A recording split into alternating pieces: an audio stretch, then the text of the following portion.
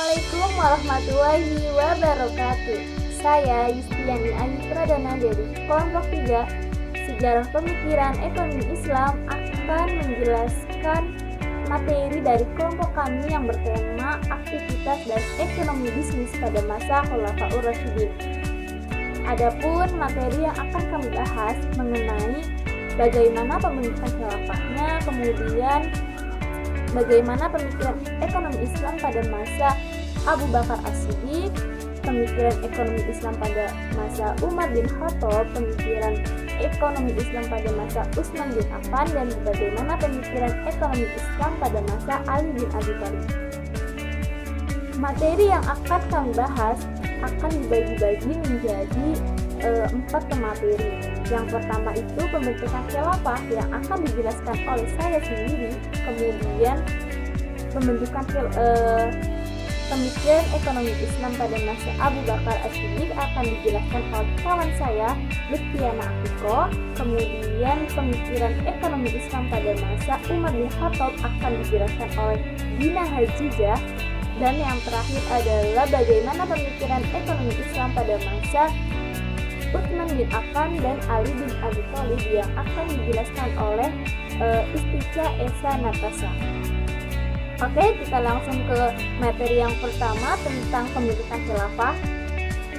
Sebelum kita belajar mengenai pembentukan khilafah, kita harus tahu dulu nih, apa itu khilafah. Jadi, khilafah adalah sistem pemerintahan yang wilayah kekuasaannya tidak terbatas pada satu negara.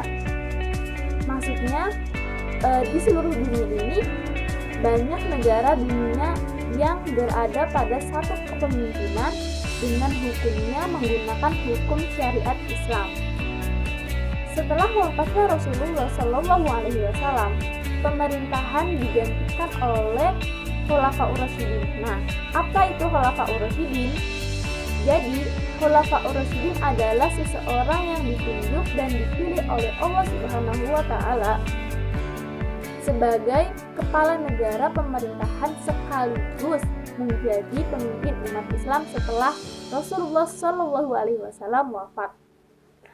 Pada zaman Khulafaur Rasyidin yang tercatat sebagai ekonomi Islam yang adil, jujur, dan tegas, sehingga rakyatnya itu hidup makmur dan sejahtera tanpa adanya krisis ekonomi. Dalam sejarah Islam, istilah khilafah ini pertama kali dicetuskan ketika Abu Bakar menjabat sebagai khilafah. Pada saat pidatonya, Abu Bakar menyebutkan bahwa dirinya adalah khilafah, yaitu pengganti Rasulullah. Pengganti Rasulullah di sini bukan berarti Abu Bakar ini sebagai Rasul, tetapi pengganti sebagai kepala negara pemerintahan sekaligus menjadi pemimpin umat Islam. Khulafaur Rasyidin itu kan ada 4. Yang pertama ada Abu Bakar As-Siddiq, kemudian Umar bin Khattab, yang ketiga ada Utsman bin Affan, dan terakhir ada Ali bin Abi Thalib. Nah, masa pemerintahannya itu keempat khalifah tersebut hanya berkisar 30 tahun saja, dimulai dari 11 sampai 41 Hijriah atau setara dengan 632 sampai dengan 661 Masehi. Keempat khalifah tersebut meneruskan perjuangan Rasulullah dengan cara dan gaya yang berbeda. Sistem ekonominya pun berbeda, tetapi pada masa Khulafaur Rasyidin, perkembangan ekonomi Islam itu lebih pesat dan lebih baik sampai menemukan titik idealnya. Namun, perkembangan tersebut itu bukan hanya sekedar teori, namun sudah berimplikasi besar terhadap perkembangan perekonomian Islam. Nah, untuk materi selanjutnya akan dijelaskan oleh kawan-kawan saya selanjutnya. Mungkin sekian dari saya, kurang lebihnya mohon maaf. Wassalamualaikum warahmatullahi wabarakatuh. Assalamualaikum warahmatullahi wabarakatuh. Saya Lutfiana Afiko. Saya akan menjelaskan sedikit tentang pemikiran ekonomi pada masa Abu Bakar As-Siddiq. Setelah Rasulullah Shallallahu Alaihi Wasallam wafat, Abu Bakar diangkat sebagai khalifah pertama. Pada masa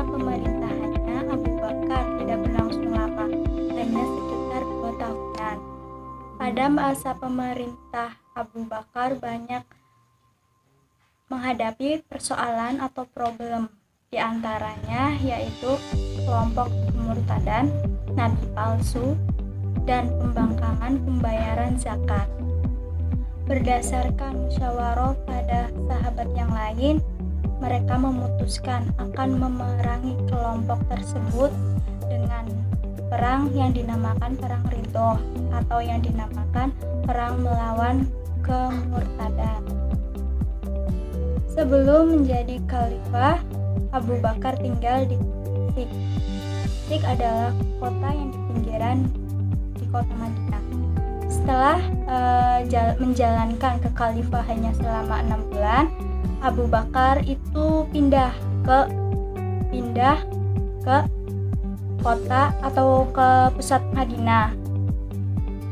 Dan bersamaan dengan itu dibangunlah suatu Baitul Mal. Nah, pada masa pembangunan itu Abu Bakar pindah di pusat Madinah. Setelah menjadi khalifah, Abu Bakar perekonomiannya itu diurus oleh kekayaan dari Baitul Mal. Namun di sisi lain menjelang wafatnya Abu Bakar, ia banyak menemukan kesulitan dan mengumpulkan pendapatan negara, sehingga ia menanyakan berapa upah atau gaji yang telah diterimanya. Ketika diberitahukan bahwa tunggangannya itu sekitar 8.000 dirham, dirham itu mata uang pada masa Abu Bakar atau mata uang Arab.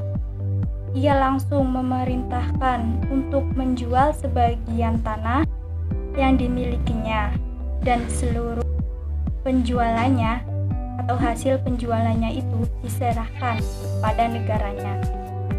Dalam menjalankan pemerintahan dan roda ekonomi masyarakat Madinah, Abu Bakar sangat memperhatikan keakuratan perhitungan zakat. Abu Bakar setelah itu mengambil langkah-langkah yang strategis dan tegas untuk mengumpulkan seluruh zakat dari semua umat, termasuk umat Badui. Umat Badui itu umat pada masa Arab. Badui itu kelompok Arab, dan memperhatikan pembangkangan atau ada tanda-tandanya pembangkangan pembayaran zakat pada sepeninggalan Rasulullah Shallallahu Alaihi Wasallam. Prinsip yang digunakan pada masa Abu Bakar yaitu untuk mendistribusikan harta Baitul Mal, yaitu berupa prinsip kesamarataan, yaitu memberikan semua hak atau jumlah yang sama kepada nabi yang lainnya, tidak membeda-bedakan antara sahabat yang terdahulu atau sahabat yang sekarang. Jadi intinya itu pada masa Abu Bakar itu ada prinsip kesamarataan. Kesamarataan itu apa? Yaitu intinya itu memberikan jumlah yang sama kepada para sahabat-sahabatnya. Jadi tidak ada rasa iri tuh. Jadi memberikan prinsip tersebut. Saya Gina Hajiza selaku pemateri ketiga akan menjelaskan tentang sistem perekonomian yang dibangun pada masa Umar bin Khattab.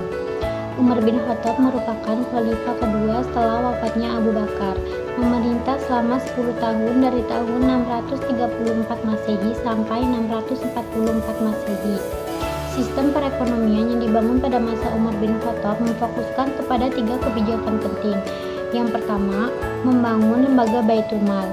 Baitul Mal sendiri adalah semacam pos yang dikhususkan untuk pemasukan dan pengeluaran harta yang menjadi hak kaum muslimin.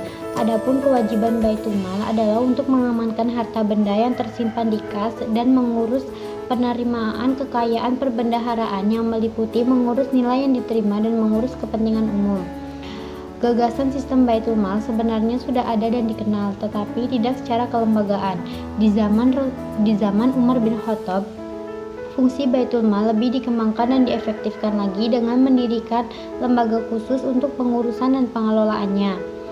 Umar bin Khattab juga melakukan klasifikasi pendapatan yang tujuannya agar suatu sumber pendapatan tidak tercampur dengan sumber pendapatan yang lain, seperti zakat dan pajak. Yang kedua ada kepemilikan tanah. Umar bin Khattab memutuskan tanah-tanah tersebut diperlakukan sebagai fai dan prinsip yang sama diadopsi untuk kasus-kasus di masa mendatang. Dalam memperlakukan tanah-tanah taklukan, Umar bin Khattab tidak membagi-bagikannya kepada kaum muslimin, tetapi membiarkan tanah tersebut tetap berada pada pemiliknya dengan syarat membayar kharaj dan jizyah. Kemudian yang ketiga ada zakat. Pada masa Rasulullah Shallallahu Alaihi Wasallam, jumlah kuda masih sangat sedikit, terutama kuda yang dimiliki oleh kaum muslimin, karena digunakan untuk kepentingan pribadi dan jihad. Karena zakat dibebankan kepada barang-barang produktivitas, maka kuda yang dimiliki oleh kaum muslimin pada waktu itu tidak dikenakan zakat. Terima kasih. Nama saya Istica Senatasa, saya dari kelompok 3. Di sini saya akan membahas bagian pemikiran ekonomi Islam pada masa Utsman bin Affan dan pada masa Ali bin Abi Thalib. Yang pertama yaitu pemikiran ekonomi Islam pada masa Utsman bin Affan. Pada masa 6 tahun pemerintahannya, Utsman bin Affan membentuk armada laut kaum muslimin di bawah komando Muawiyah hingga berhasil membangun supremasi kelautannya di wilayah Mediterania. Namun pemerintahan Khalifah Utsman bin Affan menanggung beban anggaran yang tidak sedikit untuk memelihara angkatan laut tersebut. Karena itu, Utsman tidak mengambil upah dari kantornya. Beliau meringankan beban pemerintah dari hal-hal yang sangat sulit. Bahkan beliau juga menabung uang di bendahara negara agar zakat aman dari gangguan dan masalah oknum-oknum pengambil zakat. Utsman berpendapat bahwa zakat hanya dikenakan pada harta milik seseorang setelah dipotong seluruh utang-utang yang bersangkutan. Beliau juga mengurangi zakat dari pensiun dan menambahkan santunan dengan pakaian. Meski 6 tahun kedua pasca pemerintahannya tidak terdapat perubahan situasi ekonomi yang sangat signifikan. Malah sebagian besar kaum muslimin kecewa karena kebanyakan dari kebijakan yang dibuat Khalifah Utsman bin Affan ini lebih menguntungkan kepada keluarganya. Bagian yang kedua yaitu pemikiran ekonomi pada masa Ali bin Abi Thalib. Pemikiran ekonomi pada masa Ali bin Abi Thalib sudah diringkas dalam dokumen yang lengkap berupa instruksi kepada gubernur yang baru diangkat di Mesir yaitu Malik al-Asitar. Khalifah menginstruksikan kepada gubernur agar betul-betul memperhatikan pembangunan di sektor pertanian. Sektor lainnya yang diperhatikan juga oleh Khalifah Ali bin Abi Thalib yaitu sektor perdagangan dan industri. Ali bin Abi Thalib memiliki pemikiran tentang kesejahteraan rakyat. Kesejahteraan rakyat itu tergantung nilai moral, pembangunan ekonomi, dan distribusi sumber daya ekonomi.